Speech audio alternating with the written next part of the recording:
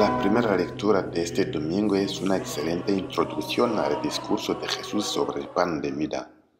El profeta Elías, oyendo de la hostilidad de la reina Jezabel, camina todo un día por el desierto. Por cierto, dejó a su siervo en Berseba y se hundió en la soledad de esta tierra árida. Está exhausto, desanimado y dudando de sí mismo. Teme por su vida porque la reina Jezabel ha ordenado a la policía real que le dispare.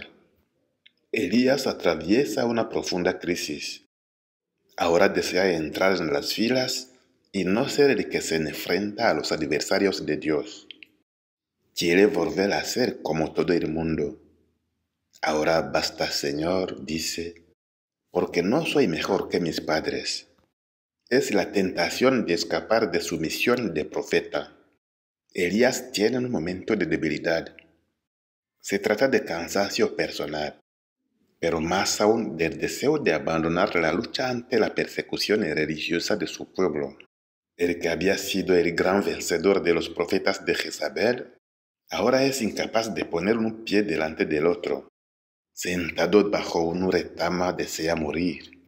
Queridos hermanos y hermanas, Elías es muy semejante a cada uno de nosotros.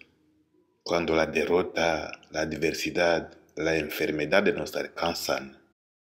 En una cama de hospital, el deportista más competitivo, el hombre de negocios más aguerrido, el trabajador más concienzudo, está completamente desprovisto y a merced de los miembros del personal médico. Espera con miedo los resultados de un rayo X o de un escáner. Aprecia las observaciones de la enfermera que le felicita por haber terminado su sopa. El que estaba acostumbrado a dar órdenes, a juzgar a los demás a menudo con dureza, descubre ahora su propia debilidad y su miseria humana. Tarde o temprano en nuestra vida está la crisis del día después. El día después de la victoria, el éxito, la conquista, el triunfo, la hazaña. Es entonces la crisis del desaliento, de la monotonía, del aburrimiento, de la falta de aprecio por todo lo que hemos hecho. A menudo sentimos que no somos amados como deberíamos ser, que no somos apreciados, que nuestra vida no tiene sentido. Pero nunca hay que tirar toalla ni perder la esperanza. Mientras Elías está agotado y desanimado, Dios entonces devuelve al profeta el apoyo espiritual y corporal que necesita. Aquí el texto se une al del pan de vida. Levántate y come, porque de otro modo el camino sería demasiado largo para ti. Después de haber comido el pan ofrecido por Dios, la huida de Elías se transforma en peregrinación a la fuente de la fe de Israel.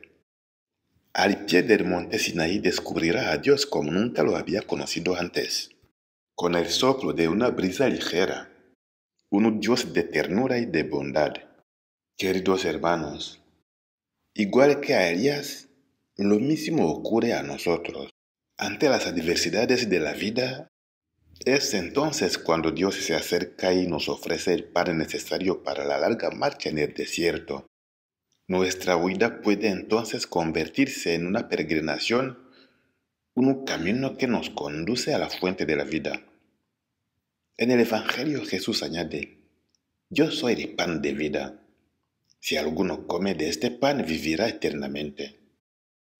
Elías descubrirá el verdadero rostro de su Dios, cuya omnipotencia es la del amor y la dulzura de una brisa ligera. A nosotros, como al profeta, Dios ofrece el pan del cielo, el pan de vida que nos ayuda a caminar hasta el fin, a llegar hasta el monte del Señor. Cada vez que nos acercamos a la mesa eucarística, el Señor nos recuerda que es el pan vivo que da fuerza y valentía para el largo camino que hay que recorrer. Levántate y come, porque de lo contrario tu camino será largo.